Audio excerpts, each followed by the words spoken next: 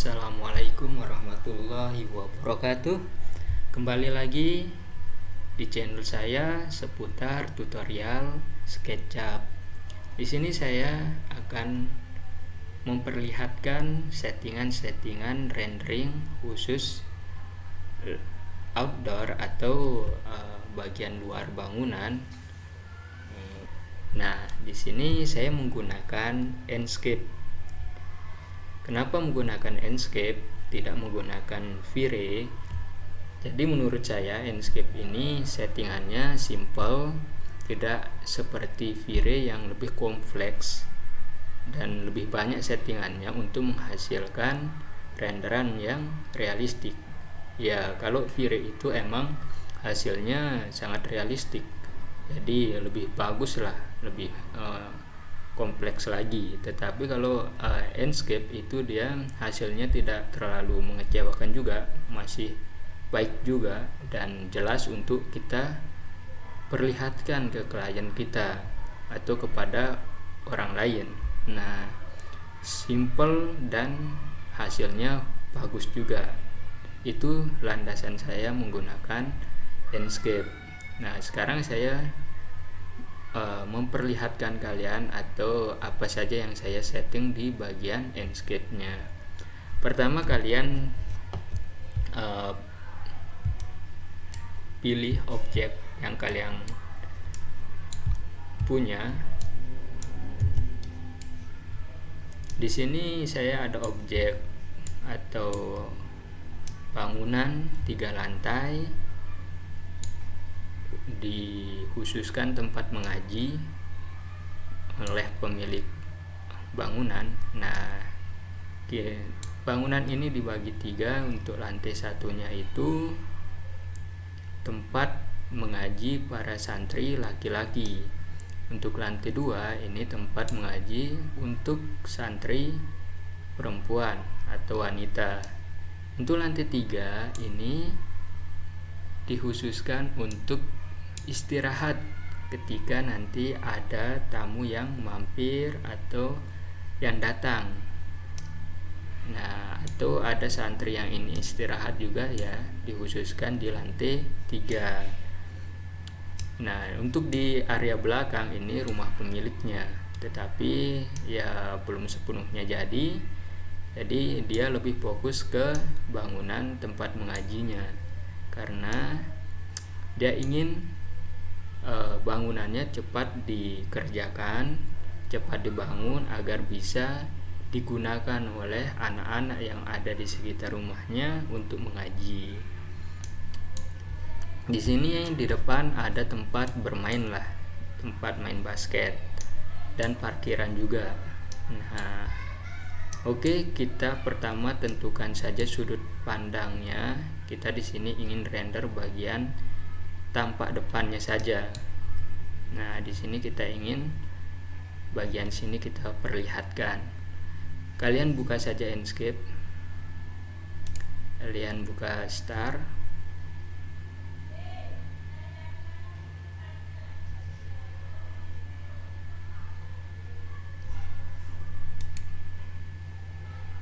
Nah, dia akan muncul. Di sini kalian tentukan sudut yang kalian ingin ambil.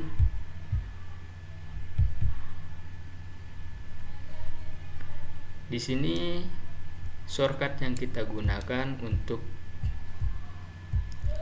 mengarahkan sudut pandang kita itu ada W, S, dan D, A.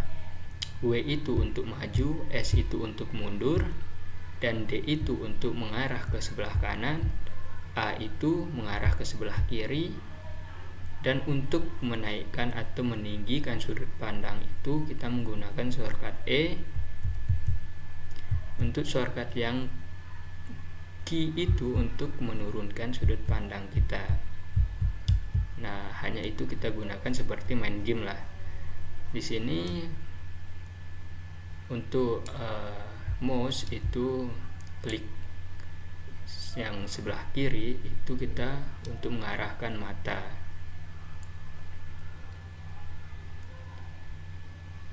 Nah, di sini kalian bisa pilih navigasinya, itu ada yang ikonnya itu sayap.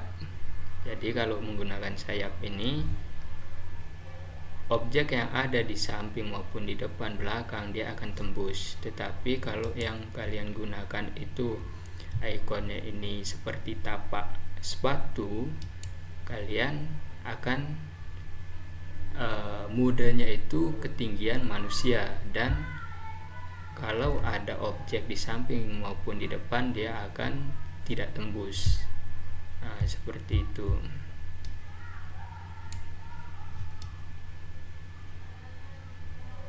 Nah, di sini kita tentukan dulu, kita maju dulu ke objeknya, kita agak sampingkan. Nah, mendekati dinding sini, kita mundur. Apabila spek laptop kalian itu tinggi, pasti dia tidak akan sedat-sedat. Tapi karena spek laptop saya ini tidak terlalu tinggi, jadi ya ala kadarnya lah. Di sini kalian tentukan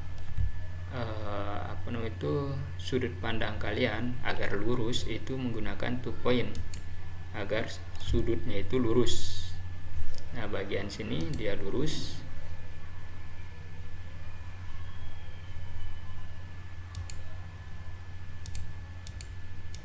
Kalau kalian menggunakan perspektif, dia akan miring. Jadi kalian 2 point saja. Dan ini saya ganti navigasinya menggunakan ikon sayap agar ketinggiannya bisa saya atur. Nah, sedikit tinggi seperti ini. Dan apabila sudut pandangnya kalian sudah tentukan, tinggal kalian setting di bagian visualnya. Di sini kalian setting stylenya ini atau outline-nya ini, semakin tinggi angkanya,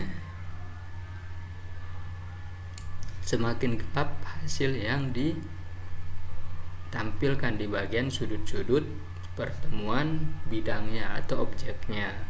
Di bagian sudut sini dia akan semakin gelap dan semakin detail. Ini fungsinya, semakin tinggi angkanya. Di bawah sini settingan kamera. Nah, yang tadi saya katakan di awal, ini ada fitur autonya.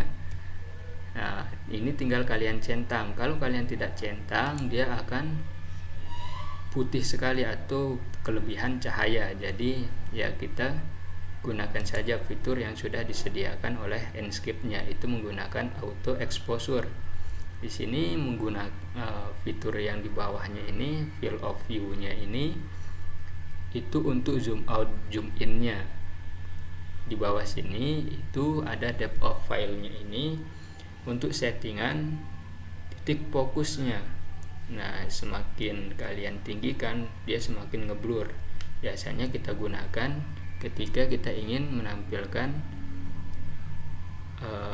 foto-foto yang bokeh. Ya, kalau di fotografi itu ada dop jauh, dop dekat lah. Nah, di bawah sini ada quality-nya atau kualitas rendernya. Semakin tinggi atau semakin ke bagian ultra ini, dia semakin bagus lagi hasil rendernya. Tetapi kalian sesuaikan saja dengan spek laptop kalian. Saya menggunakan high saja. Di image di sini kalian bisa menggunakan auto contrast, tetapi hasilnya terlalu gelap seperti ini, jadi saya kurang menggunakannya. Saya lebih settingan manual saja agar di bagian-bagian bayangan itu dia tidak terlalu gelap. Nah, mulai dari highlight-nya ini, cahayanya, dan shadow-nya. Ini kalian bisa setting semakin tinggi, dia semakin gelap shadow-nya atau bayangannya. Saturasi itu untuk tingkat warnanya. Semakin tinggi ya semakin pekat warnanya. Dan di bagian color temperatur, semakin tinggi Kelvinnya, ini satuan cahaya, itu dia semakin dingin, dan semakin rendah dia semakin hangat. Itu dia. Nah, di sini untuk efeknya kalian bisa cari tahulah settingannya. Vignette-nya ini untuk ya gelap-gelap di sekitaran samping-samping renderan kalian. Jarang sekali saya gunakan fitur efek ini, jadi saya lewatkan saja. Untuk atmosfer ini kalian bisa setting ketika kalian butuhkan yang namanya itu kabut. Nah, karena kita tidak membutuhkan kabut, jarang sekali saya setting di bagian sini. Illumination ini kalian bisa setting tingkat cahaya mataharinya. Nah, semakin tinggi ya semakin cerah atau semakin terang sekali. Jadi di bagian sini saja yang saya setting, di sekitar sini atau di bagian sini dia default saja atau settingan dari Enscape-nya. Di bagian shadow di sini semakin tinggi. Ini kalian bisa perhatikan bayangan ini, semakin tinggi dia akan semakin jelas dari bayangan bangunan maupun pohonnya. Nah, kalian sesuaikan saja. Kalau dia semakin jelas ya biasanya dia akan semakin dekat dari objek tersebut. Tetapi kita sesuaikan saja, karena realitanya ketika dia jauh dari objek dia akan lebih ngeblur atau semakin biasnya itu semakin tinggi. Kalian sesuaikan saja. Nah, untuk settingannya itu seperti ini. Dan saya lanjutkan untuk di bagian bawah sini, kalian bisa cari tahu lah, kalian bisa setting. Dan di bagian sky di sini kalian bisa centang apabila kalian ingin backgroundnya itu putih semua. Kalian bisa centang, dan di sini kalian bisa pilih backgroundnya, atau kalian bisa masukkan juga HDRI kalian kalau ada di bagian skybox ini. Nah, di sini kalian bisa pilih sesuaikan dengan kebutuhan background kalian untuk menunjang dari objek atau bangunan kalian. Saya hanya menggunakan white cubes ini ya, karena tidak terlalu terlihat untuk background belakangnya. Di bagian sini kalian bisa setting awan atau langit-langitnya lah. Di bagian clouds-nya ini kalian bisa sesuaikan jumlah awannya dan model-modelnya, kalian bisa sesuaikan. Tapi saya lebih ke settingan default-nya saja lah. Kita lanjut ke output. Di sini kalian bisa pilih mulai dari HD, Full HD, Ultra HD. Kan di sini saya custom, saya lebih ke mengotak untuk frame-nya itu saya sesuaikan dengan objek bangunannya. Saya ingin memperlihatkan semuanya, jadi saya custom saja. Dan untuk bagian bawah sini ada yang namanya itu Object ID, Material ID, dan Depth Channel. Biasanya kita gunakan untuk editing selanjutnya di Photoshop. Kalau kalian tidak gunakan, sekiranya renderan kalian sudah cukup dan tanpa harus diedit lagi, kalian tidak perlu centang bagian ini. Nah, mungkin itu saja yang saya setting, hanya sesimpel itu dan menghasilkan renderan yang tidak terlalu buruk. Nah, kita langsung saja render untuk melihat hasilnya. Kalian langsung ke screenshot, tinggal kalian klik dan tentukan tempat filenya. Kalian bisa pilih JPEG hasilnya dan save. Kalian tinggal tunggu proses renderingnya. Nah, seperti ini.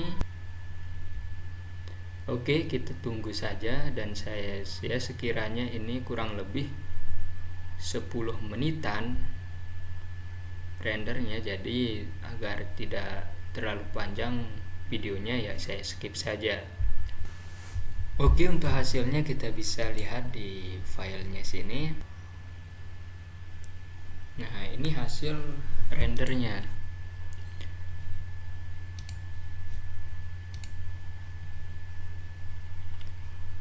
Dan hasilnya pun tidak mengecewakan, bagus sekali untuk detailnya. Kalian bisa perhatikan detail-detailnya. Nah, ini render-renderannya. Oke, sekianlah untuk pengetahuan kita hari ini. Ya, semoga bermanfaat untuk kalian dan kita sama-sama belajar. Apabila ada kesalahan dalam penjelasan, saya mohon maaf karena keterbatasan ilmu. Jadi sekian untuk penjelasan saya. Assalamualaikum warahmatullahi wabarakatuh.